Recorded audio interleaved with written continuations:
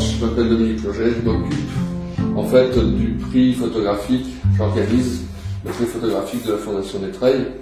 Mais avant ça, j'avais eu l'occasion d'aller au Treilles dès 2008, déjà, à l'occasion parce qu'on m'avait demandé on m'avait suggéré de faire le nouveau livre de la Fondation, puis après le livre de Jacqueline Hyde, qui était en noir et blanc, et la Fondation avait ressenti le besoin un peu de faire quelque chose de nouveau en couleur, etc. Et Madame de Saint-Pulgent a eu l'idée de faire un prix, et m'a demandé si je voulais bien m'en occuper. Depuis 2011, ça fait 7 ans que je m'occupe du prix, avec beaucoup de bonheur, comme vous pouvez voir autour de vous, avec les images de lauréats. Donc c'est assez spécial de photographier au Treilles parce qu'on est on a l'impression d'entrer dans un décor en fait.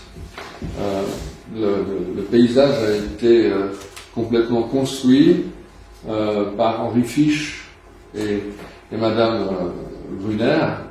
Et donc là c'est un exemple particulièrement intéressant de paysage construit, c'est-à-dire qu'on a la culture, la Kéboul de Takis, l'agriculture, avec le blé et les oliviers, et ensuite la nature. On est un peu comme si on était dans une image des riches heures du duc de Berry, mais on est dans le château. Au lieu d'être à l'extérieur du château, on est dans le château et on voit un peu ce qui se passe à l'extérieur.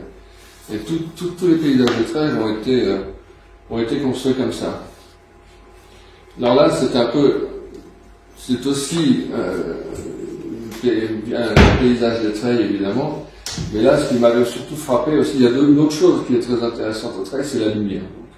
La lumière du sud, qui, là, c'est la première fois, c'était un matin d'hiver, enfin de printemps, je veux dire, la lumière traversait les coquelicots. Je trouvais ça complètement incroyable.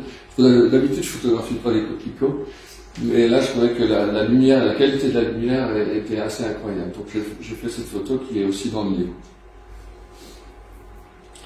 Et là aussi en plein été, on a une lumière extraordinaire en autre jour.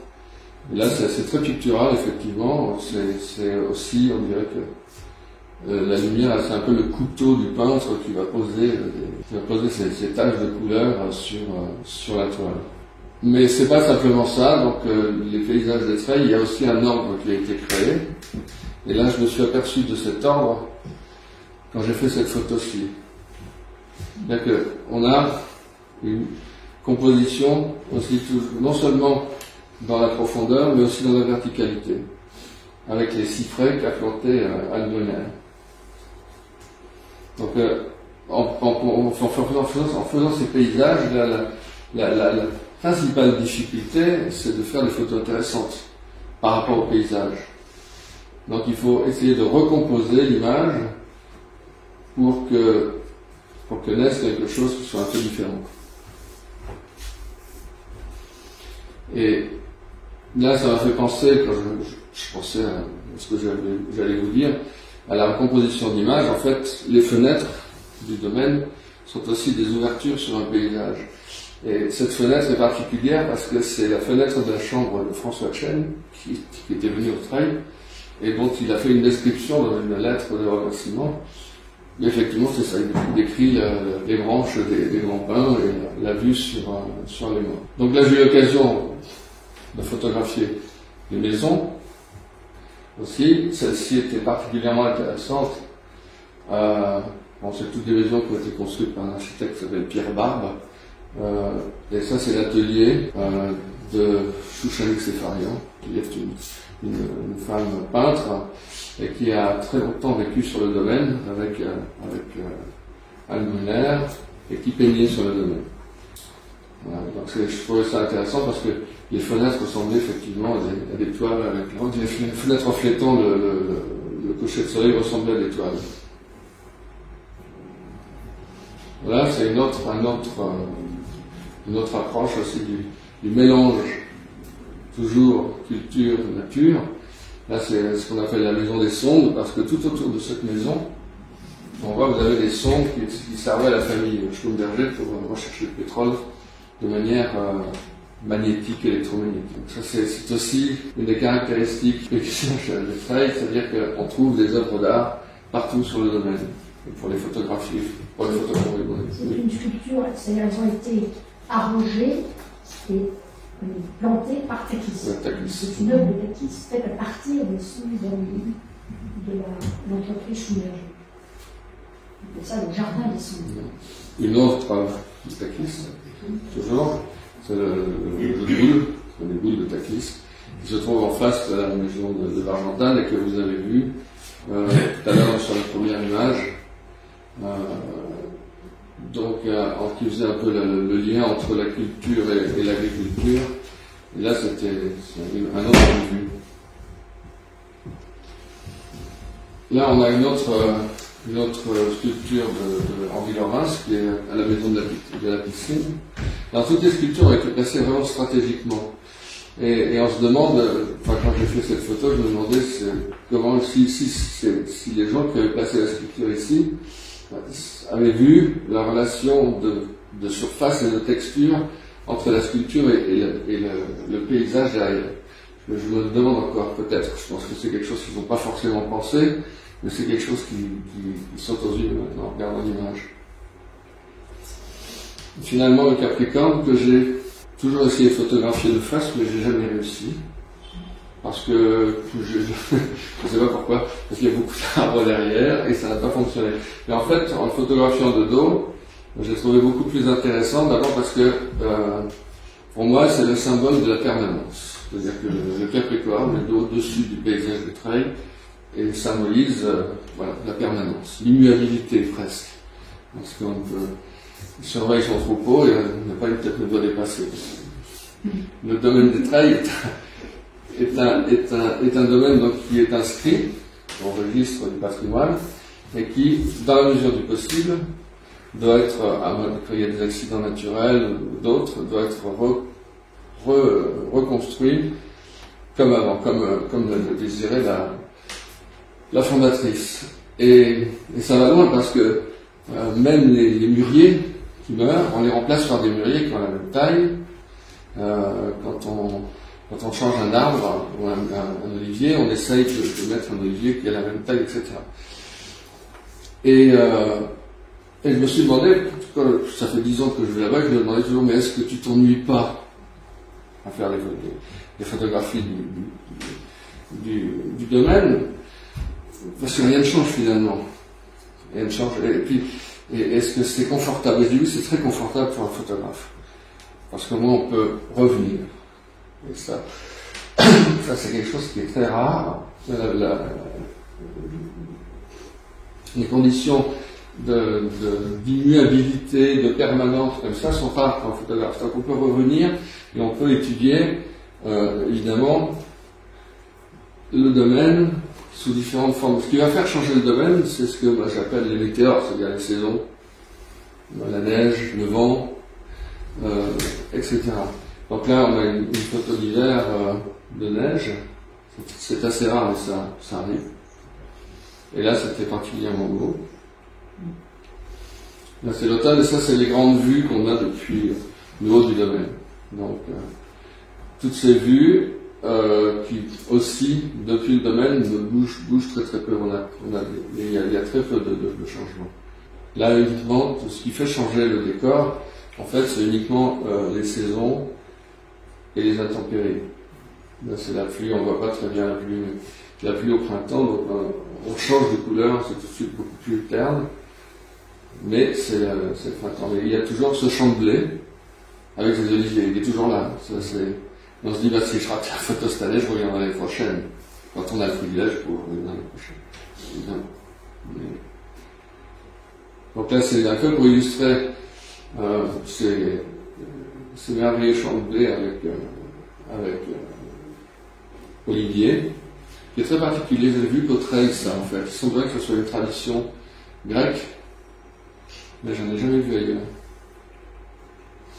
Donc, il varie selon la lumière et la saison. Bon, là aussi, il y a le vent est particulièrement présent au Trey, et pour un photographe, c'est aussi intéressant de montrer comment, justement, ces éléments bougent dans le vent. Et là, c'est dans le vent et la nuit. Parce que la nuit, au Trey, est aussi très particulière. Pour un photographe, il n'y a pas du tout d'éclairage urbain. Il n'y a pas de lampadaire. Et donc, la lumière qui touche les choses, c'est uniquement la lumière qui provient des étoiles ou alors d'une réflexion du ciel de ville qui sont quand même assez lointaines. Voilà, donc là je vais vous montrer quelques photos de ciel la nuit, au Trey. Ici on a Vénus tôt dans la soirée, donc on a encore des couleurs dans le ciel. Là je ne me lasse pas du tout de faire les photos, je crois que je pourrais le faire vraiment tout le temps, c'est pas un problème. Là c'est un coup de chance, donc, la Lune, Vénus et une météorite. Là aussi, c'est un coup de chance que la Lune, on en a très rarement comme ça. C'était assez étonnant. Et ça, justement, c'est une photo que j'ai prise quand j'étais avec Sarah, quand on faisait des photos la nuit. Et Sarah a produit des photos d'arbres en noir et blanc, dehors, qui sont dehors. Et moi, j'ai fait cette photo en couleur de la Lune. Et alors là, j'étais avec Fernand.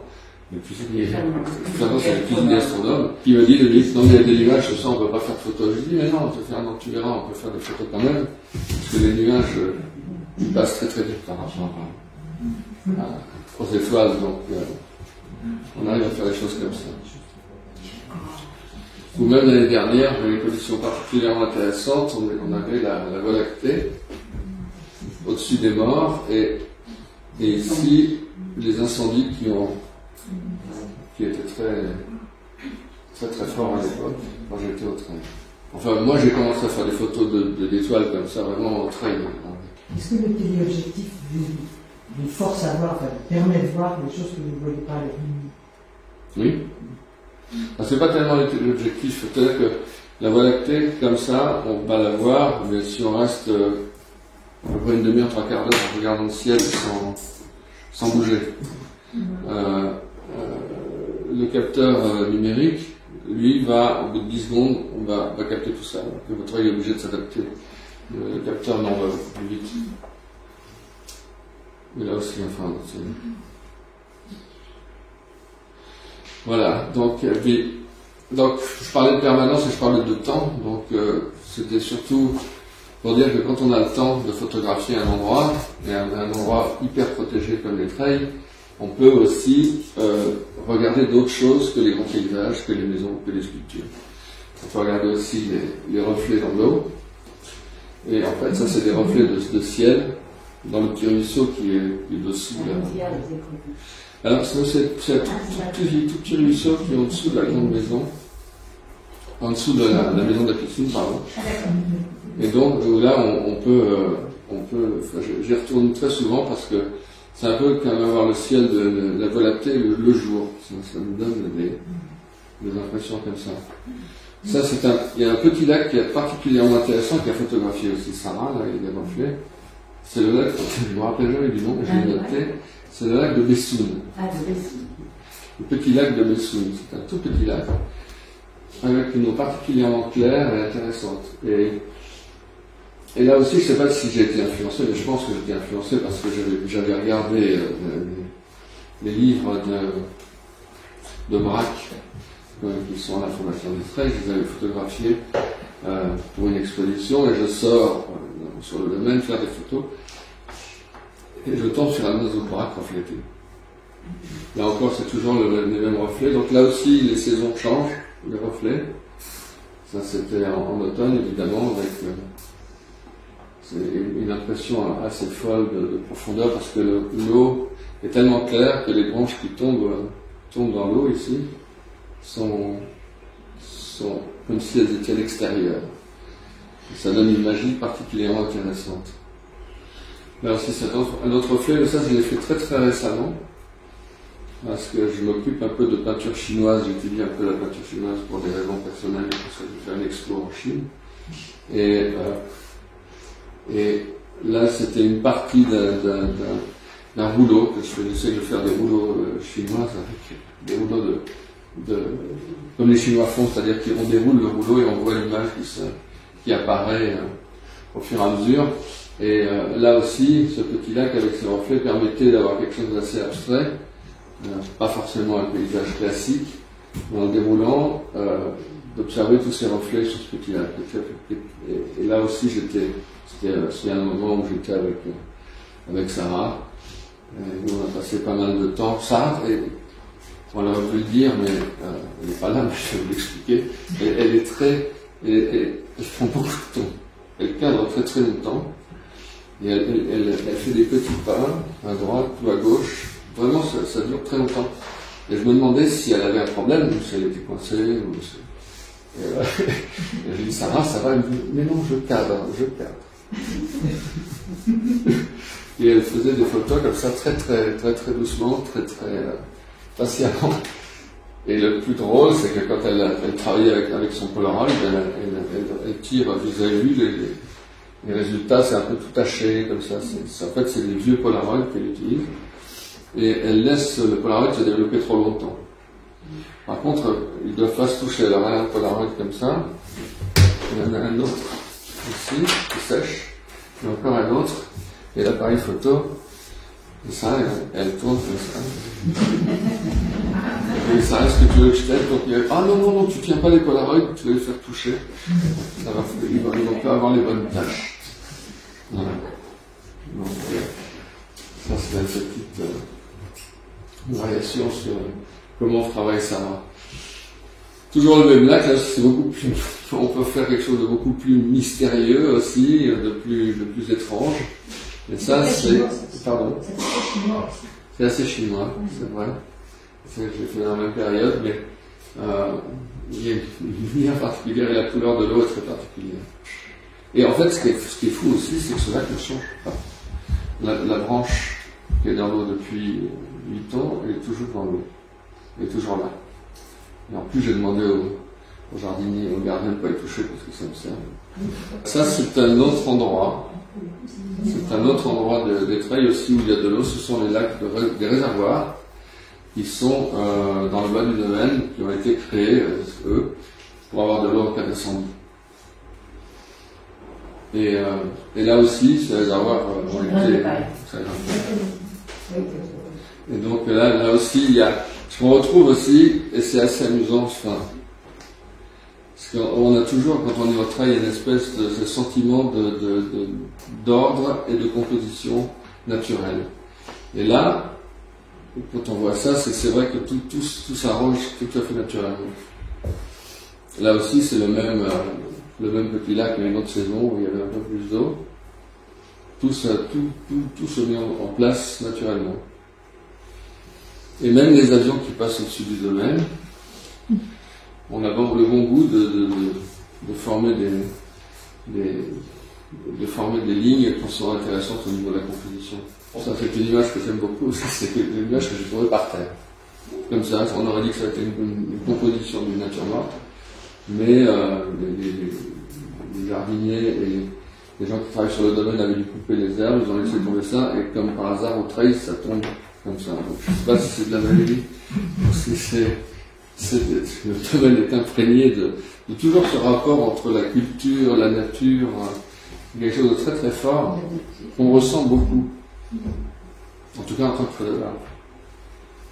Et donc la forêt est travaillée, donc on travaille toujours dans le paysage. Et là ils ont élagué des chênes, parce qu'il fallait le faire, je pense, à cause de la taille des arbres et de la maturation, mais ça, en fait, ça choque pas du tout. Même les chênes ne choquent pas. Parce que la forêt, voilà, ça c'est l'intérieur de la forêt.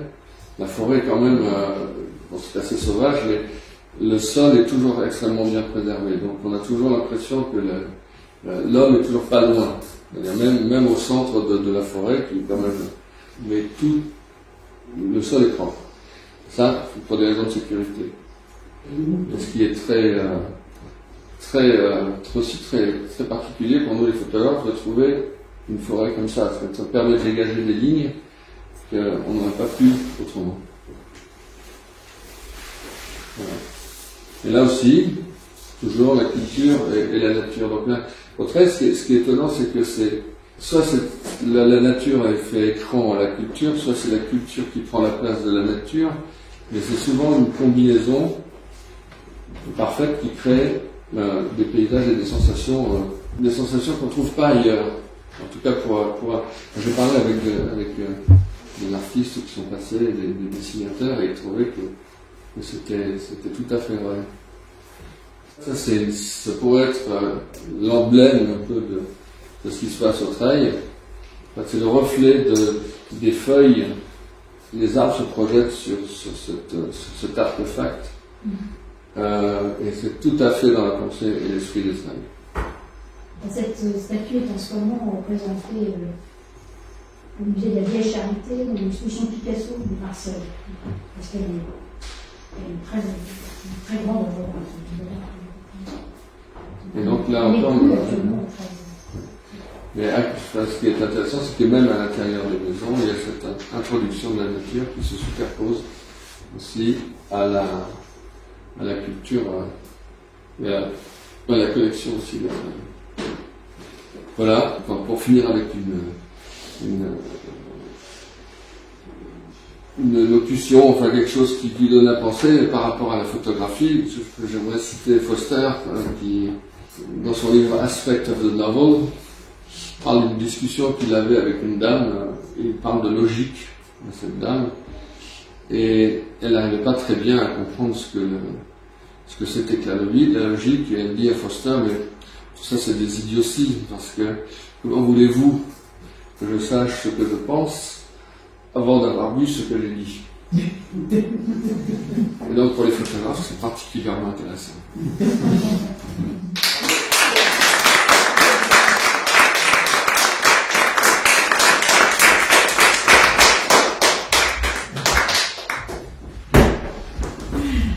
Est-ce que vous pouvez dire un mot de ce que vous utilisez comme technique pour le tirage? Parce que là, on a vu des photos numériques, oui. Mais ensuite, il y a... Oui, alors bon.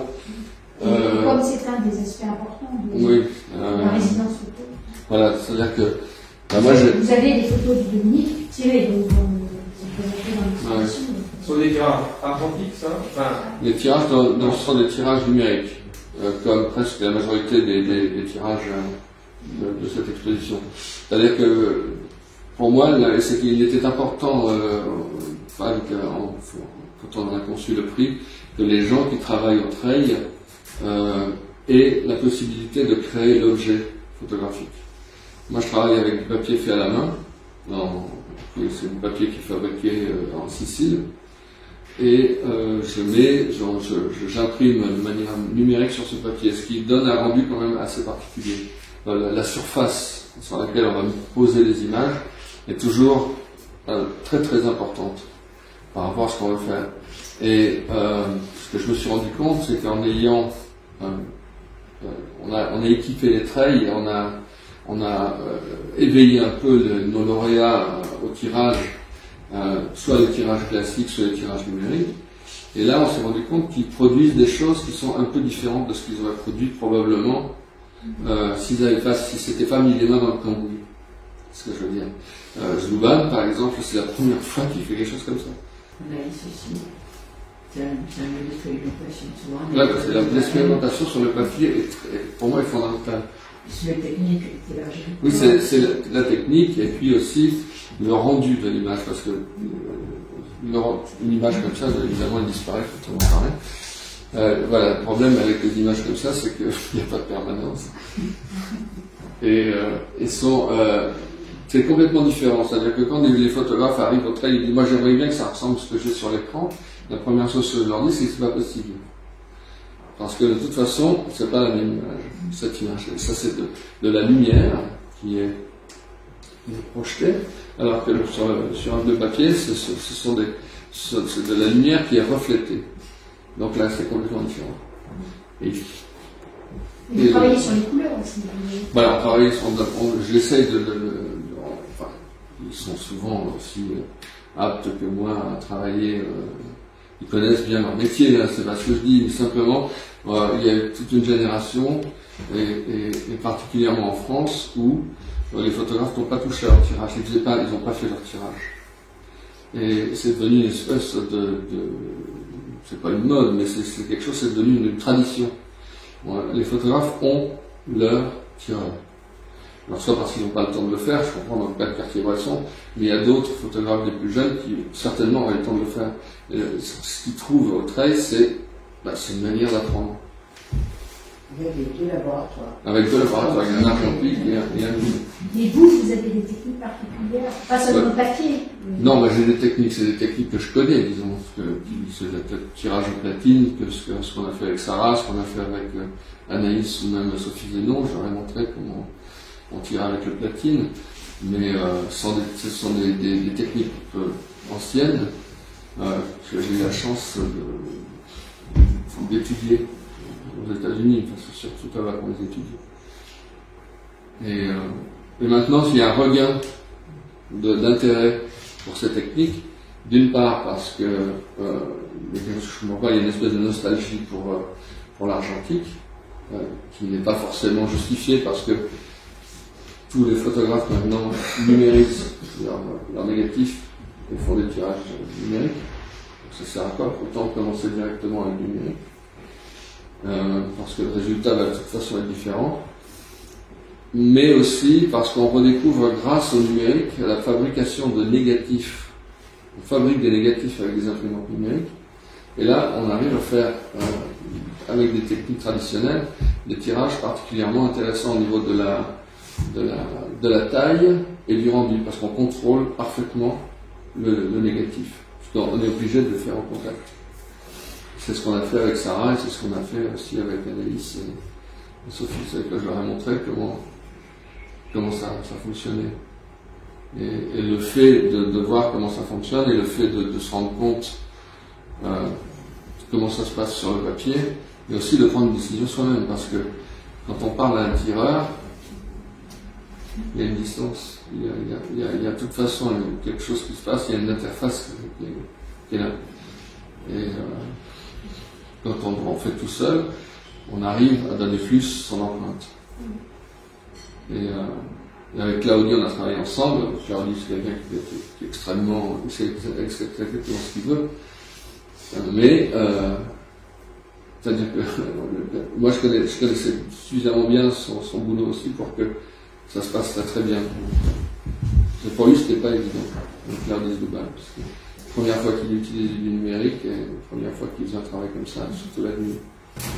Pouvez-vous dire un petit peu plus sur le prix, la façon dont les lauréats sont choisis? Il y a un concours a priori, le lauréat vient Alors, Laura, qui est le président du jury, est là, sur la requête peut-être répondre. Le prix a été créé par Jeanne Saint-Pulgent en 2011 et il y a eu, selon le principe de créer une résidence d'artistes dans ces lieux où il y avait déjà auparavant des résidences d'écriture et des recherches scientifiques.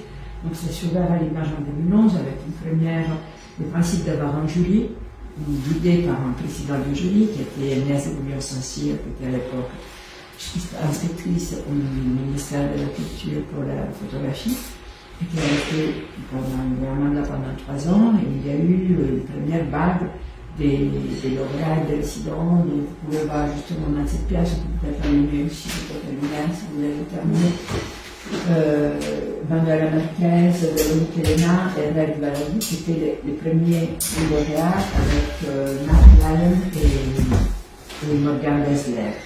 Le principe, c'est de permettre aux photographes d'avoir une bourse. C'est un peu, toujours, c'est un mélange entre la Villa Médicis et la Villa Médicis sur le mur. Ça permet de concilier les deux, c'est-à-dire d'avoir des résidences sur place avec une rétribution et un chèque pendant une période donnée, mais d'avoir aussi la possibilité de partir, de voyager pour réaliser son propre projet ailleurs et d'avoir toujours cette bourse qui permet la production. Donc ça aide à la production, à la post-production d'un projet qui est assez original et doté d'une bourse assez conséquente qui permet des voyages, la production, enfin de la réalisation dans des conditions optimales d'un travail photographique. La bourse est de 2 600 € par mois, plus la prise en charge de tous les frais sur place, compris les frais de production et les suivis de production grâce à Dominique Loger et Olivier Monnoyer qui sont sur place, évidemment Anne aussi qui est de la fondation et qui encadre tout ce beau monde. Mais les deux figures tutélaires sur place, et David et moi étaient sur place en permanence, et nous qui accompagnons plutôt la partie post-production en particulier. Donc il y a aussi un accompagnement pédagogique, et depuis que j'ai repris l'autorité invitée à reprendre la présidence du jury, donc je vais faire un rôle de conseil aussi avec les lauréats, j'essaye au moins une fois de les rencontrer pendant la résidence, sur place, sur Terre pour faire un peu de point, pour travailler ensemble, travailler sur les victimes, etc. Voilà. Et quoi vous dire d'autre? C'est un concours international? C'est un concours international et c'est un militage et ça fait sur le thème de la Méditerranée. Les centres de la fondation, je ne sais pas si on avait parlé avant, enfin, c'est surtout un centre d'études de famille au public. Et là, c'est la première fois la collection est présentée à l'extérieur, la collection du Foro des lauréats, disons, de 2011 à 2017. C'est la première fois que c'est présenté à Paris. Il y a eu des expositions ponctuelles dans le lauréat, mais c'est la première fois où l'ensemble est présenté. Et c'est une façon encore de les accompagner. Autre façon de les accompagner, c'est aussi un aide à l'édition, un aide à la reproduction, quand il y a des expositions derrière. La Fondation est de plus en plus partenaire d'expositions qui s'étaient dans d'autres lieux. Et actuellement, par exemple, il y a André Magda qui fait ce travail très intéressant sur le Moyen-Orient. Vous pouvez voir le travail sur les séries télévisées qui a tenu banque récemment grâce à la Fondation. Ils sont exposés au festival qui s'appelle Les Marches Singulières, qui est à 7 actuellement. C'est pour ça qu'ils ne sont pas là avec nous aujourd'hui, parce qu'ils sont à 7 et vont arriver tous les 15. Et de la même façon, on a soutenu les travaux de soutien dans d'autres festivals, etc. C'est un concours international, mais un jury qui comprend ne comprend pas que des Français. Et on essaie toujours, le jury essaie d'avoir tient en compte plusieurs considérations, pas seulement la qualité de l'écriture à l'éniveau du photographe, mais aussi une certaine complémentarité avec les lauréats précédents, avec les lauréats de l'année en cours, pour essayer de découvrir en même temps des thématiques proches et lointaines, couvrir en même temps des questions méditerranéennes plus amples, et aussi explorer un peu des réalités locales, comme fait Anaïs Baudot, que vous avez peut-être vu là-haut, qui a travaillé sur ces lacs artificiels dans la gorge du Verdon, qui a submergé, qui était créé pour créer une centrale, je ne dis pas de bêtises, un barrage. Et donc, un village était submergé, et raconte entre fiction et réalité, elle a trouvé des documents sur place, elle a essayé de broder sa propre histoire, et on peut faire travers de proximité. Nicolas Comont, pour l'année prochaine, pareil, va travailler sur un écrivain, un poète, qui apparemment aurait inspiré pas mal des poèmes des Rimbaud, et puis qui habitait à côté. Donc voilà, il y a toujours. Et en même temps, Alex Magnol, il travaille sur les grands conflits, les grandes crises de notre époque dans le bassin méditerranéen. Les jurys sont très variés. Dans les derniers jurys, il y a Sarah Moon, justement, qui a découvert comme ça les traits, et que je l'ai invité à participer, qui est tombé amoureux du lieu, et a appris avec Dominique des techniques qu'elle n'avait jamais appliquées, donc le tirage, la fille à partir de ce pour la rue. Il y a Sarah Moon, il y a Ricardo Vasquez, qui dirige la Villa des Arts, l'Hôtel des Arts à Toulon. Il y a Jean-Luc Monterosso, qui était à la Vision européenne de la photographie depuis une semaine, c'est le correspondant pour la photographie à l'Académie des Beaux-Arts. Il y a le directeur du musée des Beaux-Arts de Buenos Aires, qui est aussi réalisateur et architecte, qui est un homme de grande culture et vision de plein âge.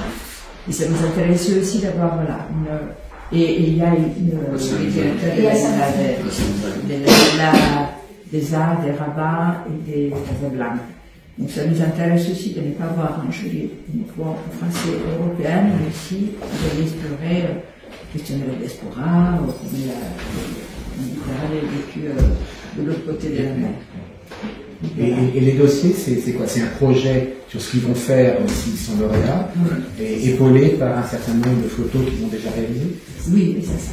On se base sur la qualité, sur les regards, sur les travaux déjà réalisés, des livres, des photos, ou en début du projet qu'ils vont développer.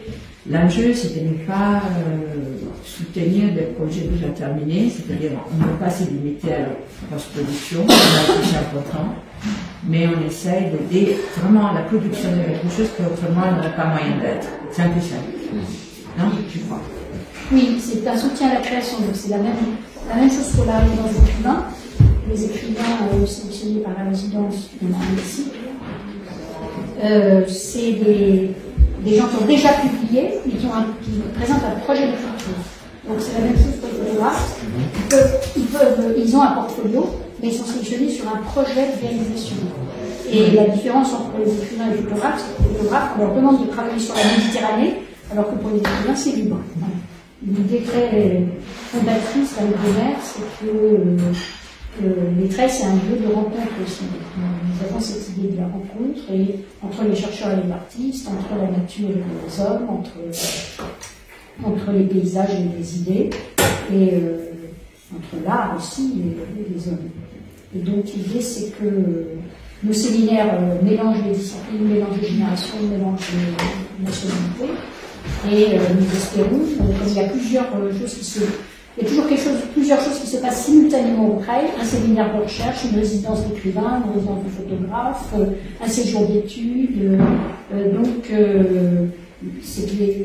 et tous ces gens se retrouvent dans la salle à manger, parce on leur demande de venir une fois par jour manger ensemble. Et donc, on fait le pari que des rencontres fécondes auront lieu. Il a parlé de François Tcheng tout à l'heure. Je voulais juste préciser qu'il est venu au CREI pour préparer son discours d'entrée à l'Académie française. Et il a été tellement enthousiasmé qu'il a tenu à laisser. Alors que Tcheng, en dehors du fait qu'il écrit fiction, est un passionné de calligraphie. Donc chinois. Et donc il a fait une lettre calligraphiée en français. Il a remercié les frères, il me l'a offerte, mais je ne l'ai pas gardée, parce que c'est une chance, il a laissé le frère. Et c'est donc la lettre que nous avons reproduite, puisque aussi bien il en a soigné l'écriture spécialement, parce qu'encore une fois, il attache beaucoup d'importance à l'écriture manuscrite. Et donc lui, c'est avant les résidences écrivains, tout ça, il avait juste été invité au CREI pour écrire son discours d'installation. Et il parle dans cette lettre de cette fenêtre qui l'inspirait. Donc ça a été. En fait, c'est peut-être lui qui m'a donné l'idée de la résidence. Ça a commencé par l'écriture, c'est ça? Oui, ça a commencé par l'écriture. Et parce qu'il avait eu. Enfin, il en a fait un. Il m'en a parlé avec tellement d'enthousiasme du fait que ça l'avait aidé. Je me suis dit qu'il n'est peut-être pas le seul que ça aide, enfin, ce séjour peut-être, mais pourquoi pas l'offrir à d'autres. Donc la résidence écrivain, d'ailleurs, c'est comme la résidence photographique, c'est un nombre de mois rémunérés, et il y a un jury aussi, et qui est différent du photographe, et on sélectionne sur un projet, et on distribue des mois de résidence, quoi. Il y a 8 mois. Donc, il peut y avoir un lauréat qui reste 8 mois, 2 lauréats qui partagent, 3 lauréats, on ne dépasse pas 3 lauréats. C'est comme pour les photographes. Mais pour les photographes, c'est installé, en fait, l'usage dans le détroit. Théoriquement, la résidence écrivaine n'est pas une résidence fiction. C'est tous les genres. Poésie, essai, les séminaires sont interdisciplinaires. Et donc on peut avoir un scientifique qui vient en résidence d'écriture. Mais la plupart des scientifiques n'ont pas séjourné au CREI comme ça pour écrire. Il y a des scientifiques qui viennent au CREI pour écrire, et c'est plutôt la formule qu'on appelle séjour d'études. Par exemple, quelqu'un comme Jean-Pierre Luminet, puisqu'on a beaucoup vu l'histoire d'étoiles, c'est que Jean-Pierre Luminet est un astrophysicien très connu, à la fois comme scientifique et comme vulgarisateur de l'astrophysique. Il a écrit pas mal d'histoires romancées sur l'astrophysique, sur l'histoire des astrophysiciens et des astronomes. Et donc il alterne d'ailleurs très régulièrement des séminaires sur l'astrophysique très sérieux, et puis un séjour d'études où il vient tout seul pour préparer ou terminer un livre. Parce que les séjours d'études, c'est trop court pour écrire, mais c'est souvent utile pour lancer un livre ou pour le terminer. Par ailleurs, ils viennent faire des séminaires de recherche. Alors là, c'est autre chose. Puisque le séminaire de recherche, comme il indique son nom, c'est pour la recherche. Donc ça, c'est pas. Ensuite, on publie. Mais ce qui se passe après, c'est pas l'écriture. c'est l'échange. Et là, c'est pas ce qu'on appelle un colloque habituellement. La formule des traits, c'est pas le colloque. Chacun prépare sa communication, avec des livres et puis repart. Ici, c'est vraiment une réunion de scientifiques, 20 personnes, restent ensemble pendant une semaine. Ils arrivent, ils ont préparé, mais ils en sortent avec des idées enrichies par les échanges avec les autres. Donc, notamment en biologie, ça fonctionne très bien. Nous sommes surtout connus comme ça. Nous sommes surtout connus par la biologie.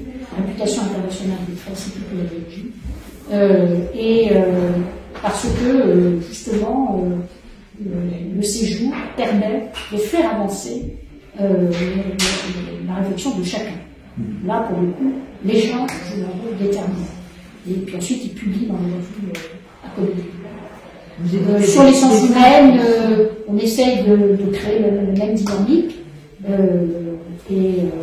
sachant que par ailleurs, pour les sciences humaines, nous aidons à la publication et nous préconisons plutôt la publication dans la collection qui est dédiée, la collection aux entretiens des traits, qui est publiée par la NRF d'Elma. Donc vous avez des exemplaires dans les vitrines.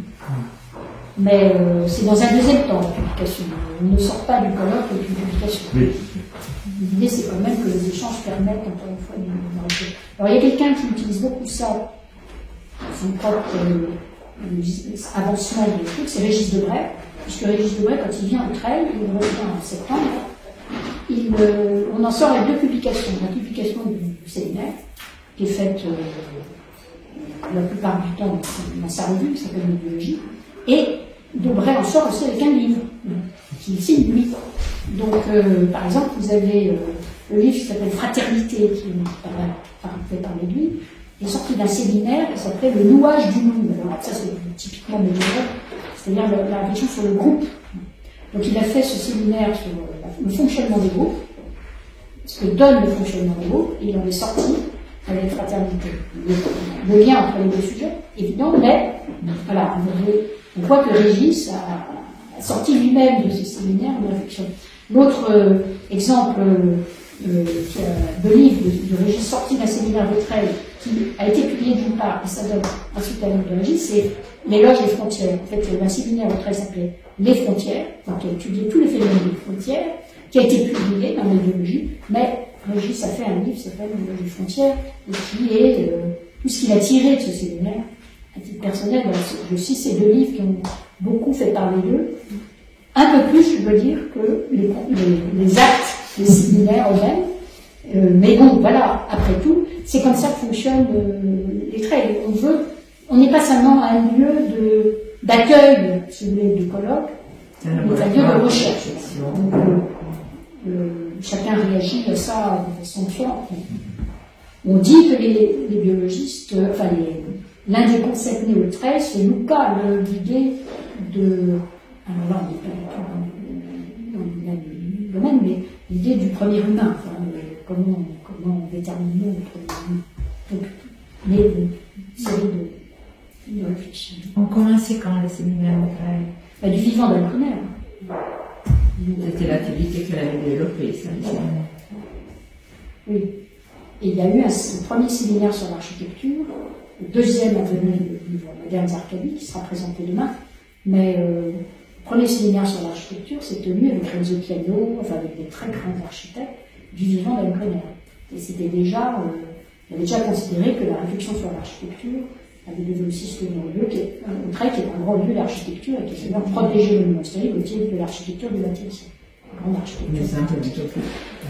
Et le deuxième, c'est sur l'utopie architecturale, donc celui qui a eu lieu il y a 3-4 ans, qui a été publié récemment.